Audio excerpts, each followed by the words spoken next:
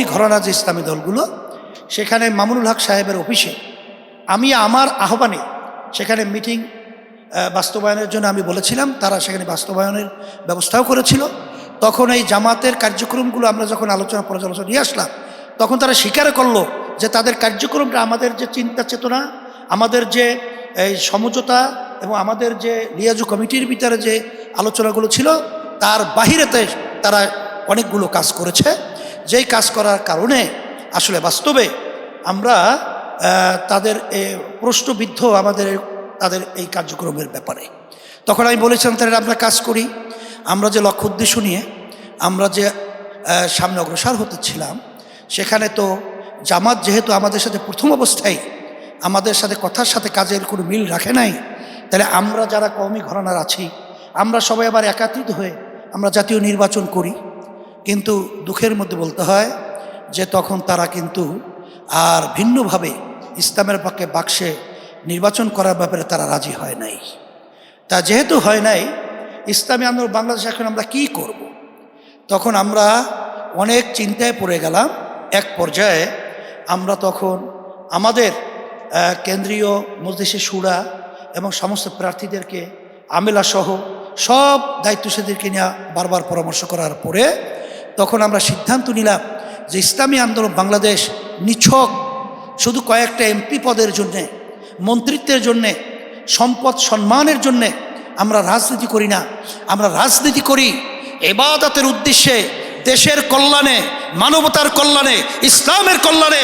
সেহেতু আমরা ইসলামের কল্যাণকে আমরা অগ্রাধিকার দেব।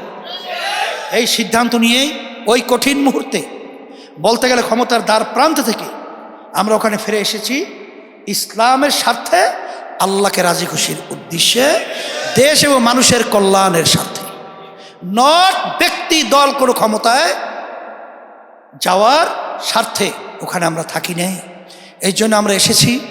এখন আল্লাহর খাস মেহরবানি, আমি যা দেখেছি যে আল্লাহ যা কিছু করেছেন আল্লাহর পক্ষ থেকেই হয়েছে। কারণ ইসলামের নামে 4-5টা দল তো একাত্রে চলতে পারে না। তা আল্লাহ রাব্বুল আলামিন এখন ইসলামের পক্ষে একটাই দল। আজকে পরিষ্কার বাংলাদেশের মধ্যে দিন যেরকম রেখে আজকে বোঝাতে কোনো কষ্ট হয় না। আর আজকে বাংলাদেশের ভিতরে ইসলামের পক্ষে একটাই দল রয়েছে, সেই ইসলামী দলের নাম হলো ইসলামী আন্দোলন বাংলাদেশ। এই জন্য আমি সকল কথা আহ্বান জানাবো। আজকে কথাগুলো আমার একটু বেশি লম্বা হয়ে গেছে মনে হয়। লম্বা হলেও কথাগুলো একটু বলা দরকার ছিল বিধায় বলছি। এখন কথা হলো যে বাংলাদেশের মূল নাবি বলা হয়, মাথা বলা হয় বাংলাদেশের এই রাজধানী ঢাকা। এটা হইল আমাদের রাজধানী না। আর এখানে আবার দক্ষিণ হলো একেবারে সর্বদিক থেকে বাংলাদেশের গুরুত্বপূর্ণ উল্লেখযোগ্য জায়গা হলো, নাবি হলো ঢাকা দক্ষিণ। সেই ঢাকা দক্ষিণের আজকে সম্মেলন। সেই সম্মেলনে আপনাদেরকে উদাত্ত আহ্বান জানাবো। আপনাদের সামনে আমি আয়াত শরীফ তেলাওয়াত করেছি।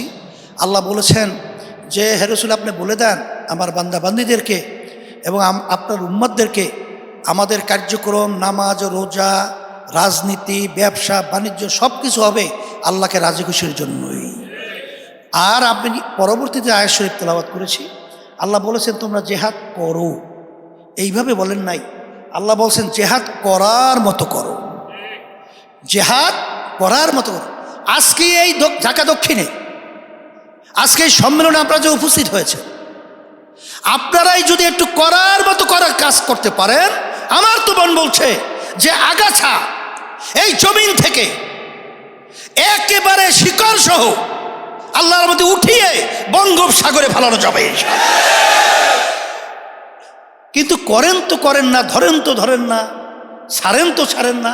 এরকম কাজ করলে তো হয় না। ভিতরে একটা জ্বালাপড়া থাকতে হবে, ভিতরে একটা জজবা থাকতে হবে।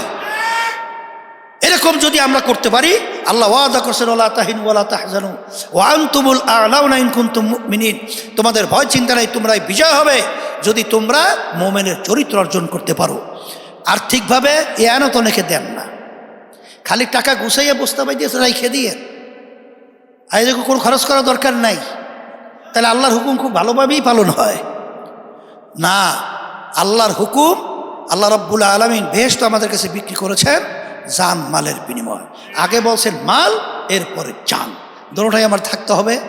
এই আশা লক্ষ্য উদ্দেশ্য নিয়ে শোনেন, এখানে নেতৃত্বের ব্যাপারে অনেক সময় দেখা যায় সারা দেশব্যাপী আমি বলছি যে যখন নাকি দায়িত্ব পরিবর্তন হয় তখন মন খারাপ হয়ে আর কাজ করেন না। আপনি দিন বোঝেনই নেই, আপনি ইসলামী আন্দোলনে একজন কর্মী, সদস্য, সমর্থক হওয়ার গুণই আপনার মধ্যে আসে নাই। পরামর্শ ভিত্তিক দায়িত্ব পরিবর্তন হবে, বরঞ্চ আমরা আরও উদ্দীপনা নিয়ে আমরা কাজের গতি সামনে লক্ষ্য উদ্দেশ্যে পৌঁছাবার জন্যে আমাদের গতি আরো বাড়াবো। এইটাই তো ইসলাম শিক্ষা দেয়। এই ব্যাপারে এত কেন আমরা কিলুকাল করব, আর কেন আমাদের মন খারাপ করব? এই মন খারাপ হবে নাকি? আল্লাহ কবুল করুক। এখন 2024-25 কমিটি বিলুপ্ত ঘোষণা করে, 25-26 কমিটি বিলুপ্ত ঘোষণা করে 26-27 ও 27-28 ও 27-28 সেশনের ঢাকা মহানগর কমিটির আমি ঘোষণা করতেছি। সভাপতি হিসাবে হাফেজ মাওলানা শেখ ফজলুল করিম মারুফ।